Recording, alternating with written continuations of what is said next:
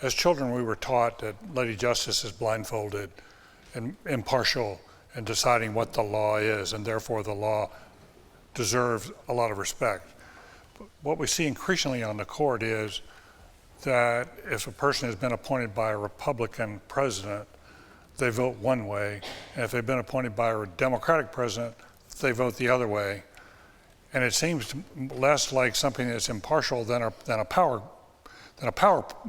contest. Who has the most power to name the nominees, and that will determine what the law is.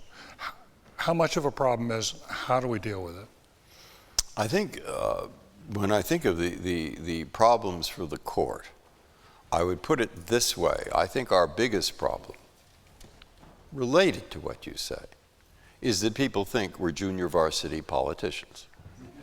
That is, and when you get to an audience, particularly of the younger students and so forth, you'll probe not too deeply and you'll see that's what they think. What do I say to them? You're too cynical. No, they don't. That gets me nowhere. Well, we're not really thinking politics in that sense. We're thinking ideology. So I say, oh, you mean, am I an Adam Smith free enterpriser? Or am I a Maoist troublemaker or whatever? I say, if I'm writing an opinion, and I think that's what's moving me, I know I'm doing the wrong thing. And I'll try to avoid being moved by that kind of consideration. That after a certain time in our lives, we have views about things, not views that are detailed necessarily, but certain outlook about, well, if you're a lawyer, what's the law about? Why is it there? I mean, what's the Constitution? Well, what's it about? I mean, how does it relate to people? What's the country like in ways that are relevant to interpreting this document? And you can't jump out of your own skin. And you're not going to change on that by the time you reach a certain age. My first 2 years there, I'd come into, people in Cambridge disagree with each other. And in San Francisco too, but I'd never seen disagreement that I found in Washington, even on the court. That's disagreement. So I thought, why don't they all think like me, who's always right?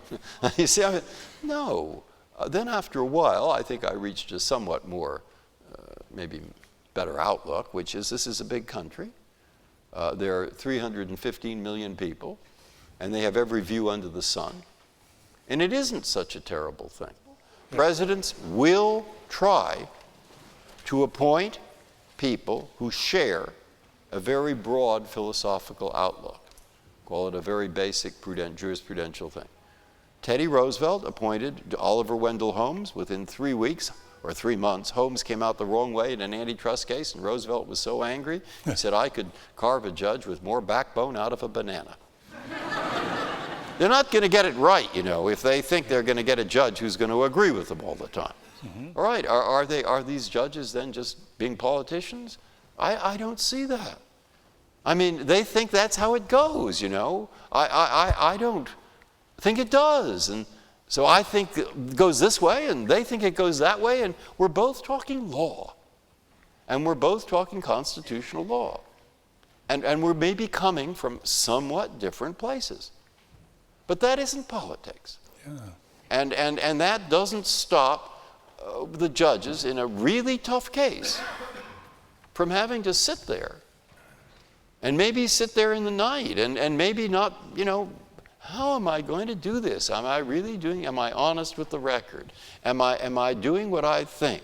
And you say, well, hey, the New York Times will write a decision saying how brave my dissent is. I say, I'd be brave if I did the opposite of what they want. That's not bravery. You can't look for newspaper editorials. You can't look for, that's just not it.